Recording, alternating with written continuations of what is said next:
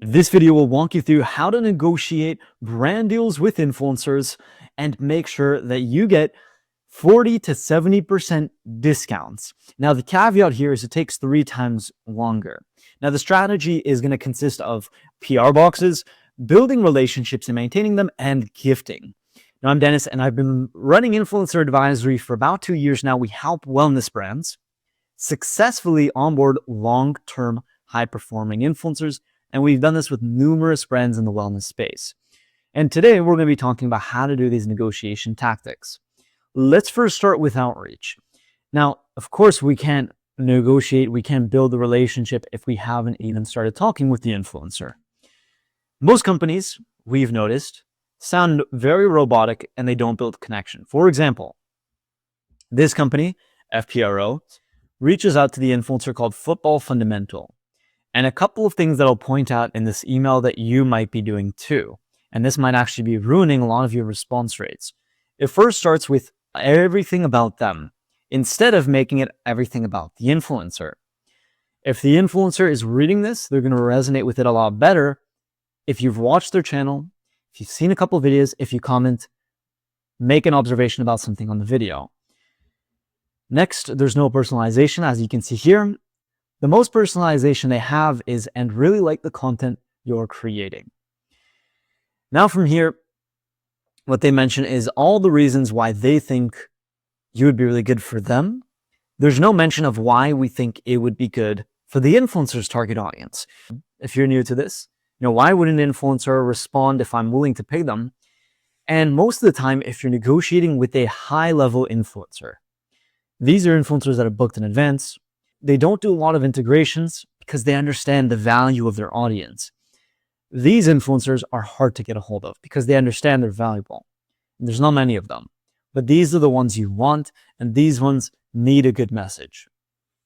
So what does a good message look like? Here's one of our messages. Start with the, hey, influencer's name. Make sure you get their name. Then from there, it's a personalized part from the video. Now, if you have any juniors or interns working in your company, you can assign them this task, or you can also use AI systems to automatically generate that. Comment down below if you want me to make a video explaining how I do that. In terms of, or building familiarity with what the brand does, right? And why we think it would be really good for their target audience, for their experience. Then we storytell about our brand to build a bit of connection, a bit of nostalgia. And then from here, I'll offer, right? We make it a very light call to action. And in this case, what we're doing is we're sending them the product for free. We're doing gifting, but not just gifting. We're also building the relationship with multiple messages.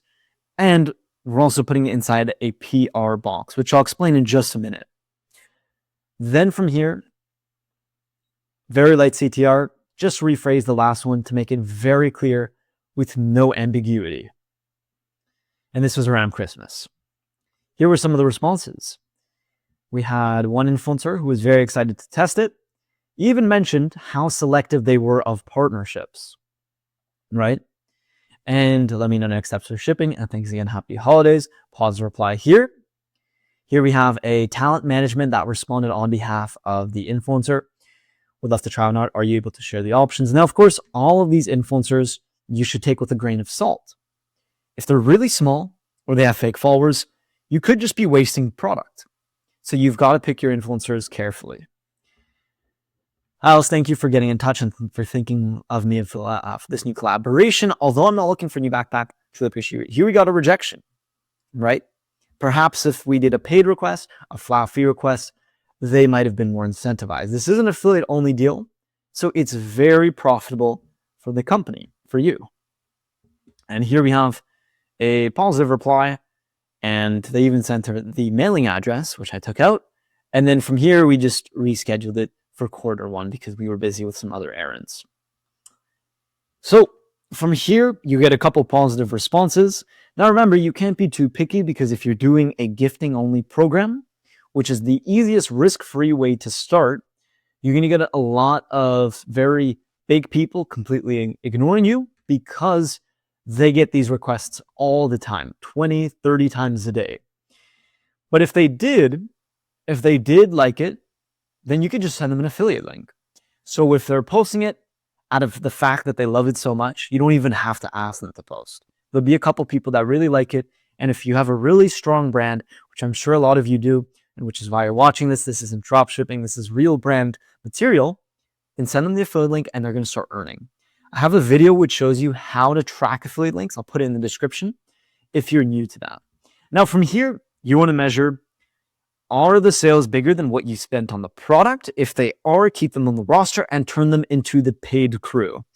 The paid crew are people you pay during Black Friday to make big integrations on YouTube, and that's where a lot of the conversion will take place. But here's something that relates to the relationship building aspect.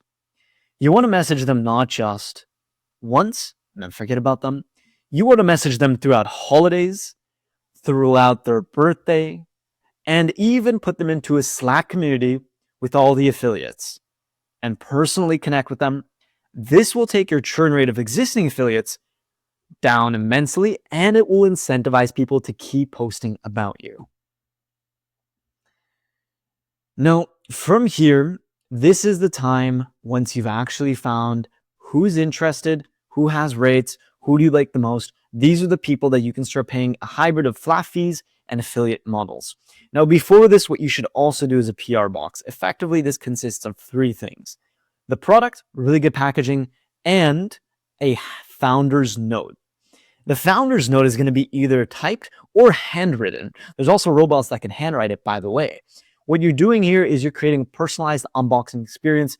They feel very motivated by it. We've noticed this can really increase your reply rates by 100, 200, 500% just because people feel so deeply connected with it. But now, once we've actually got into paid integrations, you found a good list of affiliates, you've sent them free products, you found the group of people that you want to continually work with, or you don't want to go the affiliate route, you don't have time for that, you just want to find influencers. Immediately, Black Friday is coming up, Easter Monday is coming up, whatever the case is. Well, here is exactly what you'll do. The first thing we'll start is by looking at CPM.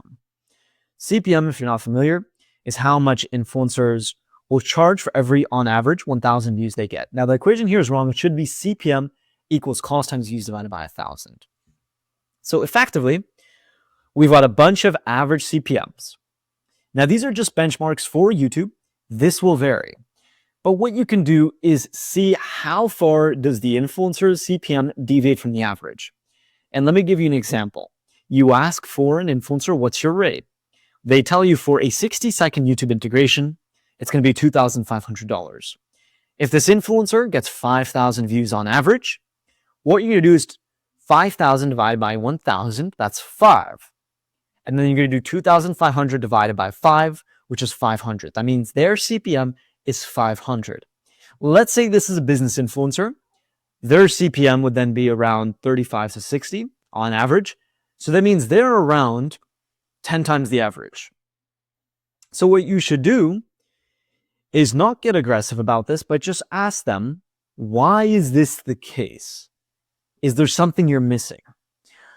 Leave it an open-ended question and they'll fill in the gap. And if they don't seem excited, they don't have a good answer, they hesitate, this could be a very big red flag. Now, from here, once you have found creators that have a good CPM, so typically 2 or 3 times, what the average is, or around the average, or even better, below the average, but then you might want to raise your eyebrows. Why is it below the average, right? But once you found those people who have a good relative CPM, you can move on to the last step, and that's actually sealing the deal, right? Our most successful deals have been affiliate deals because this works with really big influencers who won't take pure commission, and this works with really, with just any medium-sized influencer because it gives them a bit of flat fee for safety, right? They're not taking a lot of sponsorships, and it gives them this affiliate fee, which really incentivizes them to perform. Now, of course, at the end, you want to have a really good proposal and a really good contract, which is why in this video over here, I outline how you can make a foolproof contract that avoids all legal troubles and makes it super easy to move forward with an influencer.